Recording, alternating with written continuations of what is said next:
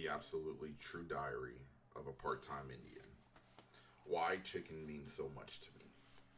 Okay, so now you know that I'm a cartoonist, and I think I'm pretty good at it too. But no matter how good I am, my cartoons will never take the place of food or money. I wish I could draw a peanut butter and jelly sandwich or a fistful of $20 bills and perform some magic trick and make it real. But I can't do that. Nobody can do that. Not even the hungriest magician in the world.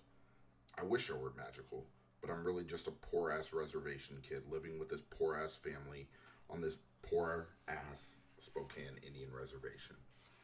Do you know the worst thing about being poor? Oh, maybe you've done the math in your head and you figure poverty equals empty refrigerator plus empty stomach. And sure, sometimes my family misses a meal and sleep is the only thing we have for dinner. But I know that sooner or later, my parents will come busting through the door with a bucket of Kentucky Fried Chicken, original recipe. And hey, in a weird way, being hungry makes food taste better. There is something better. There's nothing better than a chicken leg when you haven't eaten for approximately 18 and a half hours. And believe me, a good piece of chicken can make anybody believe in the existence of God. And now, I'm sure you're asking, okay, Mr. Hungry Artist, Mr. Full of Your Words, Mr. Woe is Me, Mr. Secret Recipe, what is the worst thing about being poor? So, okay, I'll tell you the worst thing. Last week, my best friend Oscar got really sick. At first, I thought he had just had heat exhaustion or something. I mean, it was a crazy hot July day, 102 with 90% humidity, and plenty of people were falling over from heat exhaustion. So why not a little dog wearing a fur coat? I tried to give him some water, but he didn't want any of that. He was lying on his bed with red, watery, snotty eyes. He whimpered in pain. When I touched him, he yelped like crazy. It was like his nerves were poking out 3 inches from his skin. I figured he'd be okay with some rest, but then he started vomiting and diarrhea blasted out of him. And he had these seizures with his little legs just kicked and kicked and kicked. And sure, Oscar was only an adopted stray mutt, but he was the only living thing that I could depend on. He was more dependable than my parents, my grandmother, aunts, uncles, cousins, and big sister. He taught me more than any teachers ever did. Honestly, Oscar was a better person than any human I'd ever known. Mom, I said, we have to take Oscar to the vet. He'll be alright, she said, but she was lying. Her eyes were always got dark in the middle when she lied. She was a Spokane Indian and a bad liar, which didn't make any sense. We Indians really should be better liars, considering how often we've been lied to.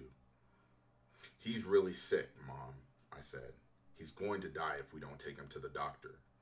She looked hard at me, and her eyes weren't dark anymore, so I knew she was going to tell me the truth. And trust me, there are times when the last thing I want to hear is the truth. Junior, sweetheart, Mom said, I'm sorry, but we don't have any money for Oscar. I'll pay you back, I said. I promise. Honey, it'll cost hundreds of dollars, maybe 1,000. I'll pay back the doctor. I'll get a job. Mom smiled all sad and hugged me hard. Jeez, how stupid was I? What kind of a job can a reservation Indian boy get? I was too young to deal blackjack at the casino. There were only 15 green grass lawns on the reservation, and none of their owners outsourced the mowing jobs. And the only paper route was owned by a tribal elder named Wally, and he had to deliver only 50 papers, so his job was more like a hobby. There was nothing I could do to save Oscar. Nothing. Nothing. Nothing. So I lay down on the floor beside him and patted his head and whispered his name for hours. Then Dad came home from wherever and had one of those long talks with Mom, and they decided something without me. And then Dad pulled down his rifle and bullets from his closet. Junior, he said, carry Oscar outside. No, I screamed. He's suffering, Dad said. We have to help him. You can't do it, I shouted. I wanted to punch my dad in the face. I wanted to punch him in the nose and make him bleed. I wanted to punch him in the eye and make him blind. I wanted to kick him in the balls and make him pass out. I was hot mad, volcano mad, tsunami mad. Dad just looked at me with the saddest look in his eyes. He was crying. He looked weak. I wanted to hate him for his weakness. I wanted to hate Dad and Mom for our poverty. I wanted to blame them for my sick dog and for all the sickness in the world. But I can't blame my parents for our poverty because my mother and father are the twin suns around which I orbit, and my world would explode without them. And it's not like my mother and father were born into wealth. It's not like they gambled away their family's fortune. My parents come from poor people, who came from poor people, who came from poor people, all the way back to the very first poor people. Adam and Eve covered their privates with fig leaves. The first Indians covered their privates with their tiny hands. Seriously, I know my mother and father had their dreams when they were kids. They dreamed about being something other than poor, but they never got the chance to do anything because nobody paid attention to their dreams. Given the chance, my mother would have gone to college. She still reads like crazy. She buys them by the pound, and she remembers everything she reads. She can recite whole pages by memory.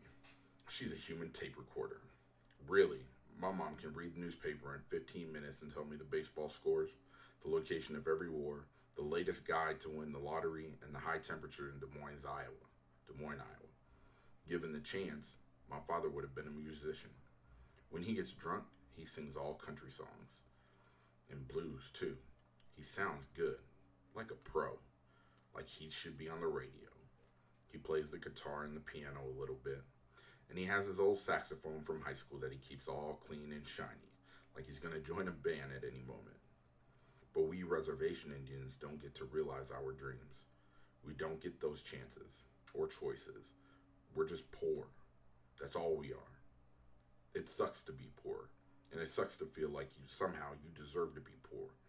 You start believing that you're poor because you're stupid and ugly.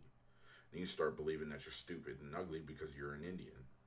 And because you're an Indian, you start believing you're destined to be poor. It's an ugly circle, and there's nothing you can do about it. Poverty doesn't give you strength or teach you lessons about perseverance. No, poverty only teaches you